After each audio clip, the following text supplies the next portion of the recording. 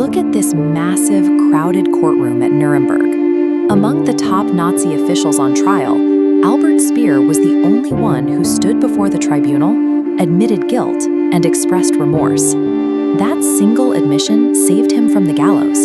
He received a 20-year prison sentence instead of the death penalty, and the global public eagerly embraced him as the good Nazi. He would eventually emerge to write wildly successful memoirs. But when he walked out of the imposing brick gatehouse of Spandau prison on the day of his release in 1966, the highly anticipated reunion with his 6 children collapsed. They eventually cut ties with him entirely. The man who publicly repented to the world and was celebrated for it couldn't even maintain a relationship with his own flesh and blood. The Speer family's estrangement reveals a difficult psychological truth.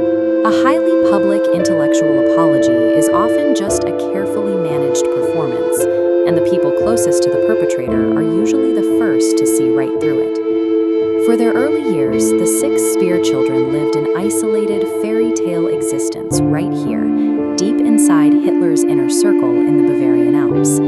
They spent their days watching American cartoons and playing in mountain meadows, sheltered by their father's immense power. That illusion shattered completely in 1945. With their father imprisoned, the family relocated to Heidelberg, where they immediately faced crushing social ostracism from a country desperate to distance itself from its recent past. The psychological toll of their name was inescapable.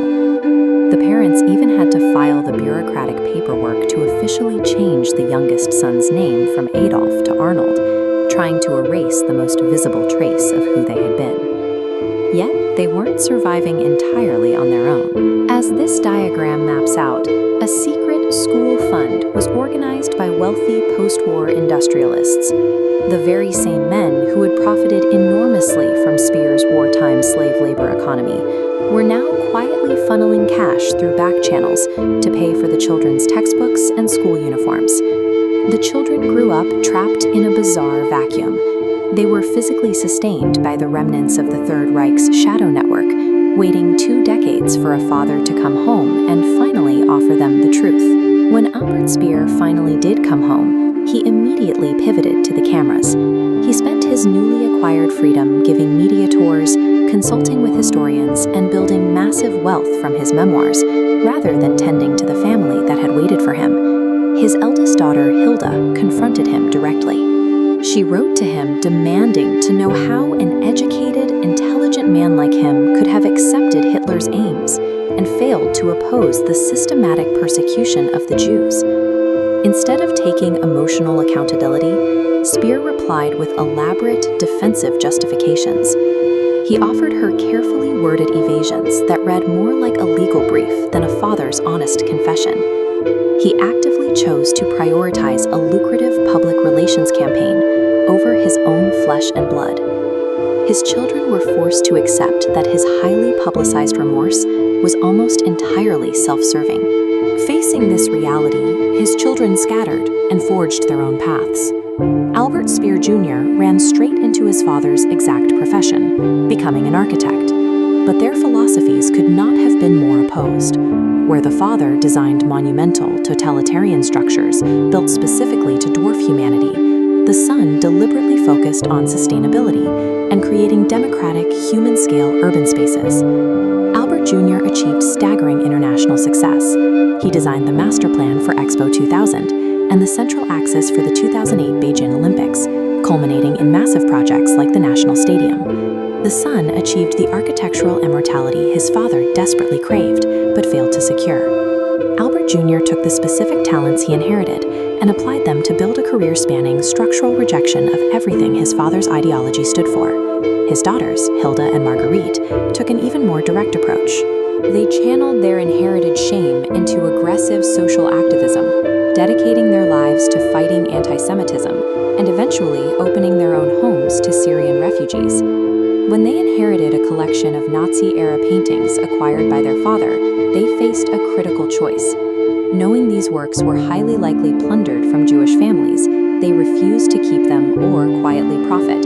Instead, they liquidated the entire collection. Every single cent from those sales was then channeled into a newly created foundation, one specifically designed to fund grants for Jewish women artists and scholars living in Germany. The daughters took the potentially stolen wealth of Hitler's chief architect and used it to directly finance the creative futures of the exact community their father's regime had tried to erase. Shortly after Albert Speer died in 1981, modern historians finally dug deep into the archives, and his carefully constructed public myth completely collapsed. They uncovered definitive documentary evidence. A surfaced 1971 letter proved he had toured the Mauthausen concentration camp, and attendance records confirmed he was present at Himmler's infamous Posen speech, where the extermination of the Jews was explicitly detailed. Speer had known about the Holocaust the entire time. His public apology and his best-selling memoirs were nothing more than a lifelong, deliberate lie. The immediate estrangement chosen by his children in 1966 was entirely justified. They felt the hollowness of his performance decades before historians found the paperwork to prove it. Albert Speer spent his final decades analyzing his moral failures for profit and applause, yet he never actually atoned for his crimes.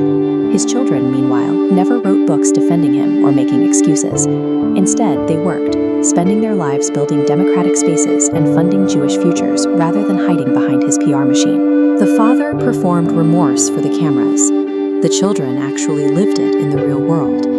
They force us to recognize that you cannot inherit a sin, but you can choose to take the shame of your inheritance and build it into an engine for active repair.